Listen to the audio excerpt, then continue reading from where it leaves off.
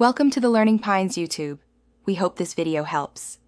You begin by confirming what's taking space and creating a safe plan. First, go to Settings, tap your name, then iCloud to view used versus total storage. Once done, turn off or delete backups from old devices you no longer own because they keep copies of app data. Also enable Optimize iPhone storage for photos so full-resolution images are offloaded. These steps free immediate room and prevent accidental loss before you dig deeper. Now you attack the biggest space consumers, media and attachments. Start in Photos, delete unwanted photos and videos, then permanently remove them from recently deleted. This immediately frees space. Next, go into Messages and remove large attachments or entire conversations that contain media.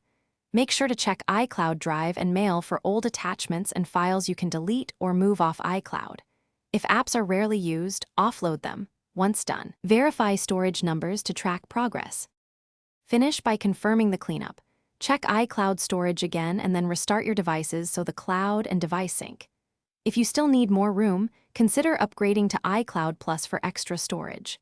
Make sure automatic backups and photo settings reflect your new choices.